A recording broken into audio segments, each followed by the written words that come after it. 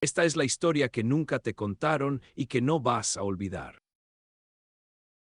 En 1947, el gobierno de los Estados Unidos firmó un acuerdo que no aparecería en los periódicos, un acuerdo que no se debatiría en el Congreso, un acuerdo que permanecería clasificado durante más de 40 años. A cambio de los datos de investigación sobre armas biológicas, datos obtenidos mediante experimentación humana sobre miles de prisioneros en el noreste de China, Estados Unidos garantizaría que ningún científico japonés implicado sería jamás procesado por crímenes de guerra. Ni uno solo, ni el general que dirigió el programa, ni los médicos que lo ejecutaron, ni los oficiales que lo encubrieron. Esta es la historia de cómo miles de víctimas, hombres, mujeres y niños, fueron silenciadas 2 veces. La primera en una instalación secreta en Manchuria, la segunda en una sala de conferencias de Washington. Los experimentos se llevaron a cabo en un complejo militar en Manchuria, en el noreste ocupado de China, una instalación tan secreta que incluso el alto mando militar japonés utilizaba un eufemismo para referirse a ella. La llamaban Departamento de Prevención de Epidemias y Purificación de Aguas. La historia la conocería con otro nombre. Un nombre que durante décadas fue apenas un susurro en los archivos y en los libros de historia chinos, mientras en Japón y en Occidente se guardaba un silencio diplomático.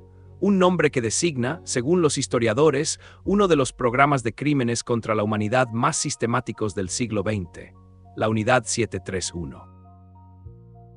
Y el acuerdo que borró ese nombre de la justicia no fue obra de agentes deshonestos ni de burócratas de bajo rango.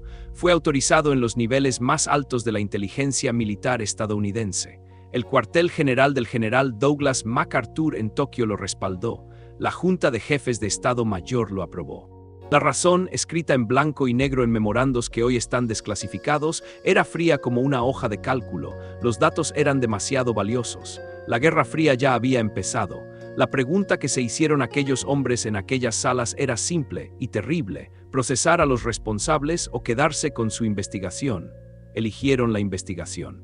Y con esa elección, convirtieron a las víctimas en una nota al pie que nadie quería leer. Para entender cómo se llegó a ese acuerdo hay que volver atrás, mucho atrás. Hay que ir a un hombre. Shiro Ishii era médico militar, microbiólogo, había estudiado en la Universidad Imperial de Kioto y dedicó la veintena a investigar enfermedades infecciosas.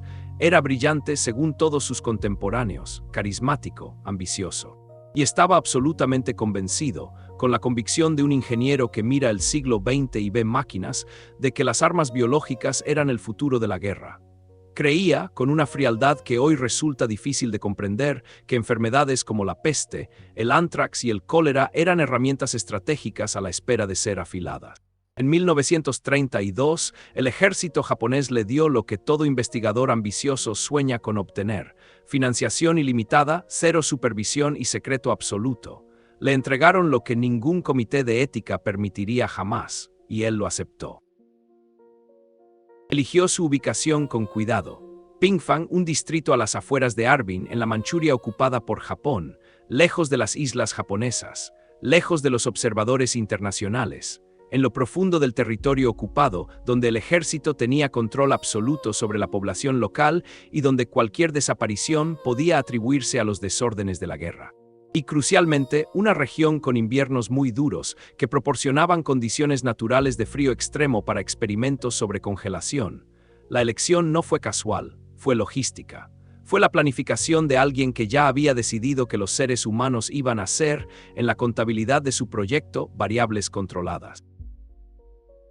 Entre 1936 y 1938, Ishii construyó uno de los complejos de investigación biológica más grandes del mundo: 6 kilómetros cuadrados, más de 150 edificios, pista de aterrizaje propia, central eléctrica propia, ramal ferroviario propio, prisión propia. 3.000 personas en plantilla en su apogeo: médicos, científicos, técnicos, guardias, administrativos. El complejo era tan grande que no aparecía en ningún mapa público. A los habitantes de la zona les dijeron que era un aserradero. A los obreros que lo construyeron no les dijeron nada en absoluto. Y cuando los últimos ladrillos estuvieron colocados, cuando el alambre de espino quedó tendido y las torres de vigilancia comenzaron a arrojar sus haces de luz sobre la nieve, lo que había sido una extensión vacía de la llanura manchuria se había transformado en algo que el siglo XX no había visto todavía. Una fábrica dedicada por completo a la experimentación humana. Desde el aire, la Unidad 731 parecía cualquier otra instalación militar, ordenada, eficiente, construida con un propósito. Los edificios estaban numerados, no nombrados. El personal llevaba batas blancas de laboratorio, no uniformes de combate. Y los sujetos de su investigación, los miles de hombres, mujeres y niños traídos a Pingfang a lo largo de los 8 años siguientes, no eran llamados prisioneros, eran llamados maruta, troncos, material a procesar. La deshumanización estaba integrada en el lenguaje cotidiano de la instalación, en las hojas de registro, en los informes internos, como una capa de aislamiento que permitía al personal seguir yendo al trabajo, comer en la cantina y volver a casa con sus familias. Detrás de esa palabra de 3 sílabas, detrás de ese término maderero, había seres humanos con nombres, con familias, con rostros que la historia solo ha podido reconstruir parcialmente. Tras las puertas numeradas, el personal de ISI realizó experimentos que, según los documentos judiciales soviéticos de Khabarovsk y los informes posteriores desclasificados por los propios Estados Unidos, incluían el estudio de la peste, el anthrax, el cólera, la viruela, el tifus y el botulismo. Los investigadores no se limitaban a estudiar estas enfermedades, las convertían en armas. Probaban métodos de dispersión, bombas aéreas cargadas de patógenos, contaminación de aguas, pulgas infectadas liberadas desde aviones sobre aldeas chinas. Y para probar un arma biológica, escribieron en sus manuales, se necesita un objetivo biológicamente idéntico al enemigo final. Esa frase, tan aséptica, tan académica en apariencia, es el punto en el que la medicina dejó de ser medicina. Es el punto en el que la ciencia se convirtió en su propia negación. Los prisioneros de Pingfang no eran datos anónimos en un gráfico, eran personas reducidas a esa función por decisión deliberada. Los prisioneros venían de todas partes. Civiles chinos detenidos por la Kempeitai, la policía militar japonesa, bajo acusaciones de resistencia, sabotaje o simplemente por estar en el lugar equivocado en el momento equivocado. Coreanos, mongoles, prisioneros rusos. Algunos, según las investigaciones posteriores, eran disidentes políticos detenidos en ciudades ocupadas. Otros eran campesinos arrestados durante redadas. Hombres, mujeres, niños. Una vez dentro del complejo, no volvían a salir. Nadie fue nunca liberado. Nadie fue nunca transferido. La tasa de mortalidad en la Unidad 731 fue, según todas las fuentes posteriores, del 100%. Cada persona que cruzó aquella puerta murió allí. Nombrarlos a todos sería imposible, porque muchos de los registros ardieron, pero el hecho de que sus nombres no se conozcan no significa que no existieran.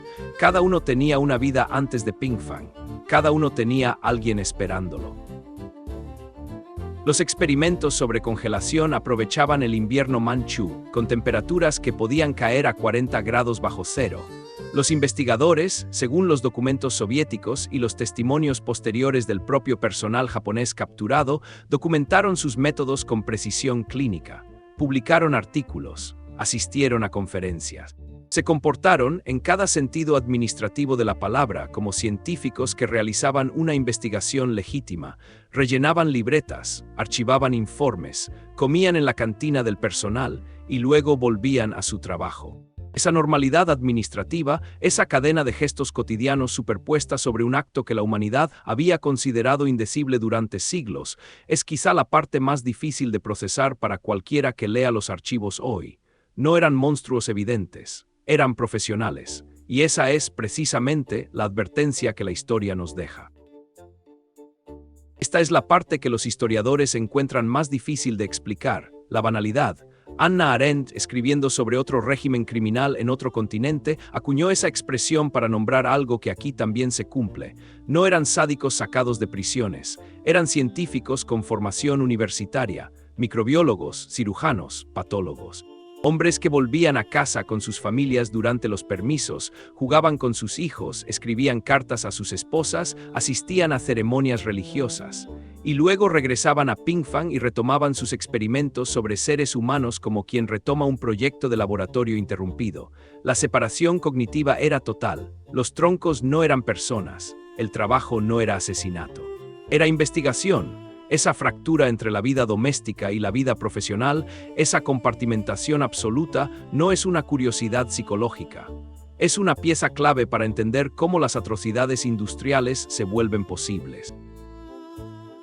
Cada experimento quedaba documentado, 8 años de datos, miles de expedientes, resultados, metodologías, tasas de mortalidad, optimización de sistemas de dispersión de patógenos, estadísticas recopiladas con el mismo rigor formal que cualquier laboratorio universitario del mundo exigiría a un estudiante, tablas, gráficos, correlaciones. Este archivo meticuloso y atroz, era el premio que pronto traería a los americanos a la mesa de negociación. Porque lo que se guardaba en aquellos archivadores no era solo la crónica de un crimen.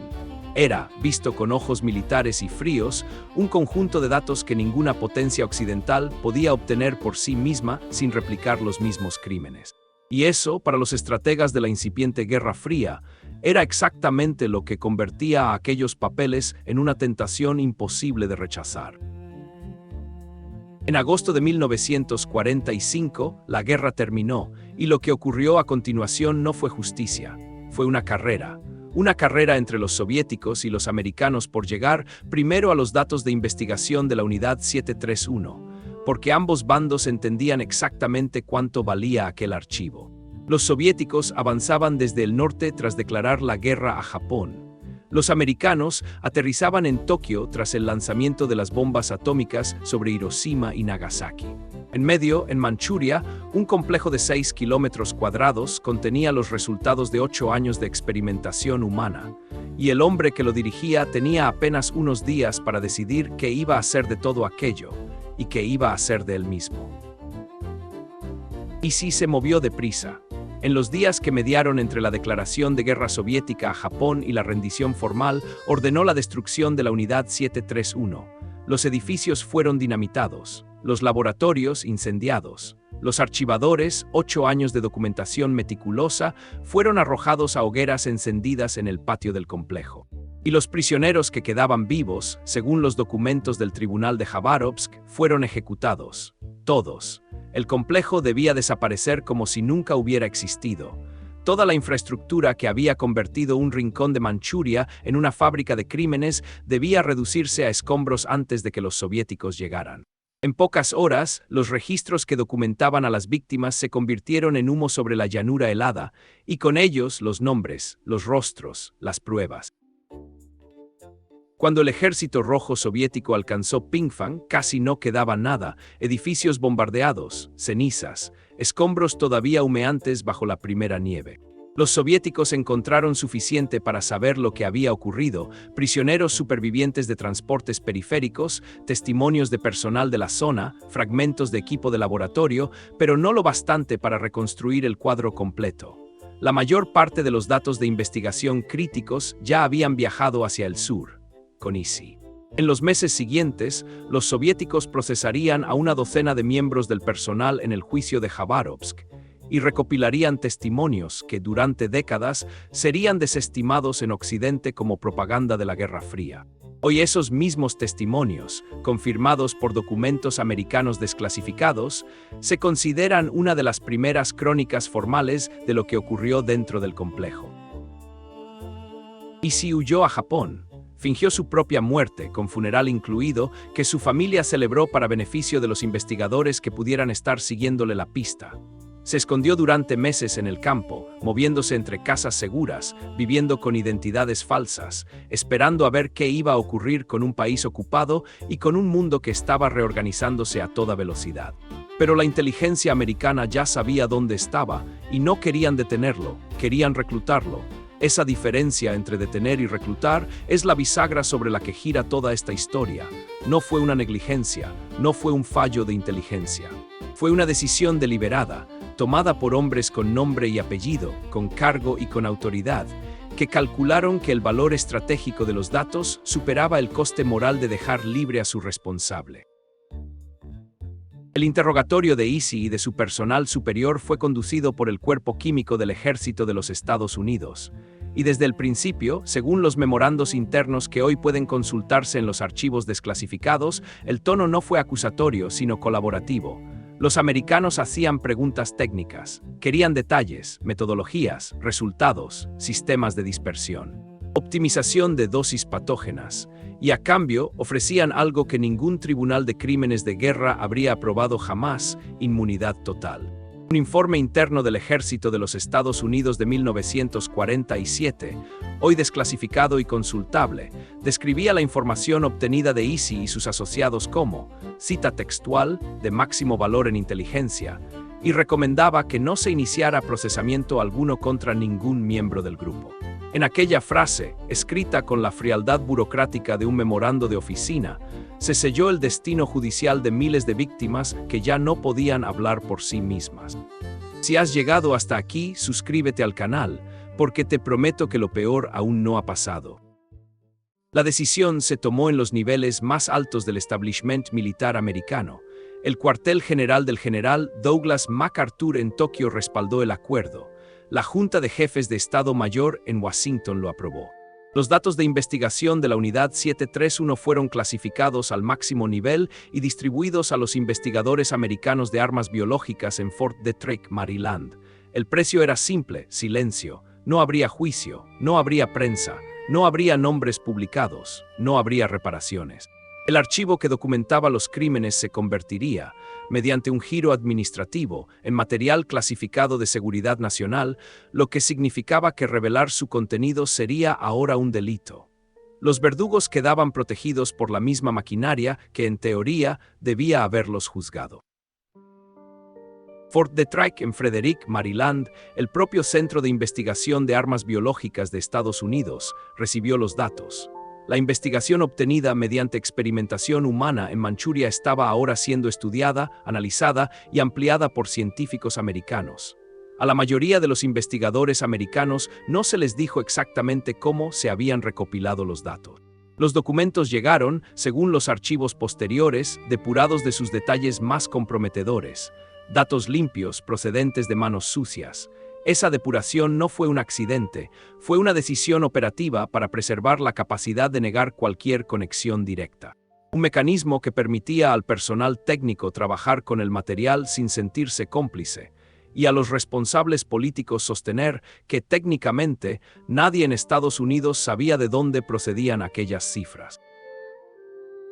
Shiroishi vivió libremente en Japón el resto de su vida. Nunca fue procesado. Nunca fue acusado públicamente. Según los relatos biográficos posteriores, se habría convertido al catolicismo y habría realizado una peregrinación a un santuario. Murió en 1959 a los 67 años, en su cama, rodeado de su familia, de un cáncer de garganta. Una muerte natural para un hombre a quien la investigación histórica considera responsable de miles de muertes que no tuvieron nada de naturales. Ese contraste entre la paz de su final y la ausencia absoluta de paz para sus víctimas no es un detalle menor. Es quizá el punto exacto en el que esta historia deja de ser un caso judicial y se convierte en una herida moral que ningún archivo puede cerrar. La verdad emergió despacio, pieza a pieza, década a década. Las solicitudes amparadas en la Ley de Libertad de Información durante los años 80 y 90 forzaron la desclasificación de documentos americanos que confirmaron todo lo que los soviéticos habían dicho 40 años antes y que los Estados Unidos habían negado. Los experimentos fueron reales, el acuerdo fue real. El encubrimiento fue real, y para cuando los documentos se hicieron públicos, cada una de las personas implicadas, perpetradores, facilitadores y víctimas por igual, había muerto. La justicia, en el sentido estricto de un tribunal, ya no era posible. Solo quedaba la verdad documental. Y la verdad documental, cuando llega demasiado tarde, es un consuelo frío que no devuelve a nadie. Pero sigue siendo necesaria, porque sin ella el silencio institucional se normaliza como si fuera un desenlace aceptable. En Harbin, China, un museo se alza hoy sobre las ruinas del complejo de Pingfang. Los cimientos de los laboratorios siguen siendo visibles. El gobierno chino ha propuesto el sitio como candidato al Patrimonio de la Humanidad de la UNESCO, hasta ahora sin éxito. El museo recibe cada año a miles de visitantes, muchos de ellos escolares, que recorren salas donde se exponen documentos, fotografías históricas y maquetas de la instalación. La museografía se ha cuidado de no mostrar imágenes gráficas de las víctimas. El énfasis está en la arquitectura del crimen, en la cadena de decisiones, en los nombres de los responsables y en los testimonios recogidos por los investigadores chinos, japoneses e internacionales que han dedicado décadas a reconstruir lo ocurrido. El complejo en sí ha desaparecido casi por completo. La demolición de Isi fue minuciosa. Lo que queda son cimientos, fragmentos de muros y el silencio de un lugar donde miles de personas fueron llevadas y ninguna salió por su propio pie. En invierno, cuando la nieve vuelve a cubrir la llanura y los visitantes son pocos, el paisaje es casi idéntico al que encontraron los soldados soviéticos en el otoño de 1945. Una extensión plana, unas ruinas apenas asomadas a la superficie, una torre de vigilancia de pie como un mástil sin bandera. Es un paisaje sin drama visible.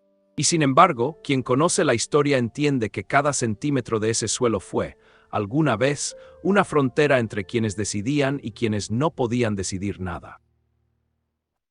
La aritmética moral de la Unidad 731 no tiene solución. Estados Unidos cambió la justicia por datos, Japón cambió el silencio por inmunidad, y las víctimas, los miles de hombres, mujeres y niños que murieron como troncos en un aserradero que nunca existió, no recibieron nada, ni justicia, ni reconocimiento, ni siquiera la dignidad de un recuento exacto. El número total de muertos sigue siendo desconocido.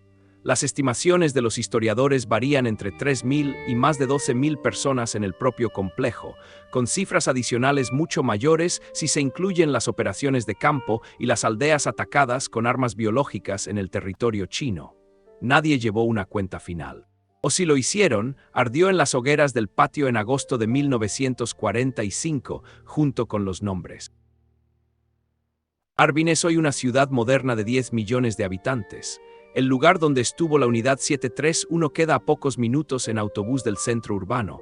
La mayoría de los residentes sabe que el museo existe. Pocos lo han visitado. El pasado no está escondido, simplemente resulta, en el lenguaje diplomático contemporáneo, incómodo, demasiado complicado para las relaciones bilaterales, demasiado perturbador para el turismo, demasiado políticamente cargado para los libros de texto. Japón, por su parte, no ha pedido perdón formalmente por la Unidad 731. La posición oficial del gobierno japonés, sostenida durante décadas, ha sido que no existen pruebas suficientes para confirmar todas las actividades del programa. Esa fórmula, aparentemente cautelosa, ha sido criticada por historiadores de ambos países que consideran que las pruebas disponibles, muchas de ellas documentales, son más que suficientes. En 1947, un informe interno del Ejército de los Estados Unidos describió los datos de la Unidad 731 como, cita textual, espantosos y repugnantes, pero recomendaba que se adquirieran de todos modos porque, cita textual, tal información no podía obtenerse en nuestros propios laboratorios debido a los escrúpulos éticos asociados a la experimentación humana. Lo sabían, lo supieron desde el principio, pesaron los crímenes contra los datos y eligieron los datos, y después los sellaron como clasificados para que nadie supiera que alguna vez habían tenido que tomar esa decisión. Esta historia no se cuenta para repetir el horror, sino para recordar que el horror fue posible, y que fue posible precisamente porque hubo hombres con formación, con cargo y con autoridad dispuestos a firmar los documentos que lo permitieron.